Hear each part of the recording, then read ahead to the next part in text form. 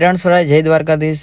આપણે આવી ગયા છે મહારાજ ગામની અંદર પીપાધામ રણછોડાનું મંદિર આવી ગયું છે અને આવી ગયા છે આપણે, તો આપણે અંદર જશું હવે. તો ભાઈ મંદિરની અંદર આપણે એન્ટર થઈ ગયા છે અને મંદિરના પણ તમને દર્શન કરાવીશ. અને ભાઈ વાગી ગયા છે સાંજના 7 ને આરતીનો પણ ટાઈમ થઈ ગયો છે. કઈ વાંધો નહીં, આપણે મંદિરના દર્શન કરીએ. જોઈ શકો છો તમે મંદિર. અને હા મિત્રો, આ મિની દ્વારકા તરીકે મંદિર ઓળખાય છે. અહીંયા મેલડીમાં અને બલડમાં પણ છે, દર્શન કરી શકો છો. સાધુમાતમાં પણ દર્શન કરવા આવ્યા છે. જો તમે અહીંયા હનુમાનજી મહારાજનું પણ મંદિર આવેલું છે. હા ભાઈ, કહેવાય છે ને લીમડામાં એક ડાર મીઠી રણછોડ રંગીલા. ઈ જ આ લીમડો છે. જો તમે અંદર ખાવ ને તો મીઠો લાગે ને બહાર ખાવ ને તો કડવો લાગે. એ જ આ લીમડો છે ભાઈ. જેના દર્શન કરવા થાય એ જ રણછોડાય છે. આ મૂર્તિ વાવની અંદરથી નીકળેલી છે. તમને વાવ પણ બતાવીશ. તો મિત્રો, જે વાવની વાત કરતો નથી, આ વાવ છે. વાવની અંદરથી મૂર્તિ નીકળી છે. સરસ મજાની વાવ છે અને તમે જોઈ શકો, દર્શન પણ કરી શકો છો. અને હા મિત્રો, એક્ઝેક્ટ તેની બાજુમાં ભોળાનાથનું મંદિર છે. તમે જોઈ શકો છો, ભોળાનાથના મંદિરમાં થોડું ઘણું કામ બાકી છે. કામ પતી જશે એટલે તમને એક્ઝેક્ટ સરસ મજાનું એકવાર મંદિર પણ તમને બતાવી દઈશું. હા મિત્રો, તમને જે મૂર્તિની વાત થઈને, જો વચ્ચે એક્ઝેક્ટ વચ્ચે ઉપર છે ને મૂર્તિ, એ મૂર્તિ રણછોડરાયની છે અને નીચે રામ લક્ષ્મણ સીતાજીની મૂર્તિ છે. હા ભાઈ, આ મંદિર આવેલું છે રાજુલા તાલુકો, જિલ્લો અમરેલી.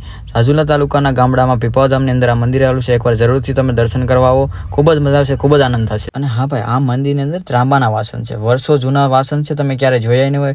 કવડા કવડા ઘડા છે, તમે જોયા નહીં. હું તમને આજે મંદિરના એ વાસણ પણ બતાવી, જોઈ શકો છો તમે. જો સામે આપણે જવાનું છે, હું તમને વાસણ બતાવીશ. ચાલો ફાઇનલી મિત્રો, જે આપણે ત્રાંબાના વાસણ બતાવવાના તે વાસણ તમે જોઈ શકો છો. જોવો તો ખરા, પહેલાના વર્ષો જૂના વાસણ છે. આ તમે જોયા નહીં હોય. એકવાર તમે જરૂરથી પીપાધામ મંદિરની અંદર આવો, આ વાસણ તમને જોવા મળશે અને ખૂબ જ આનંદ થશે. અને પછી ને પહેલાની વસ્તુ જોઈને બહુ જ મજા આવે. આમાં અથાણાને એવું રાખતા. જોવો તમે આ વલણા, તમે જોવો તો ખરા. આપણે પહેલાં તો આવું જોઈએ, અત્યારે તો આવું જોવાય નથી મળતું. તમે જોવો ભાઈ, ફાઇનલી જોઈ શકો છો ને ખૂબ જ સુંદર મજાનું છે. અને તમે જોઈ શકો છો ભાઈ, એકવાર દર્શન કરવા આવો. અને હા મિત્રો, તમે આજુબાજુમાં તમે વૃક્ષો જોવો. વૃક્ષ હોય તો બહુ જ મજા આવી જાય. મંદિરની આજુબાજુમાં છે અને મંદિરની પાછળનો નજારો છે, તમે જોઈ શકો છો. મિત્રો હવે મળીએ નેક્સ્ટ વ્લોગમાં. ચલો હવે ભાઈ, બાય બાય, ટાટા, હર હર મહાદેવ.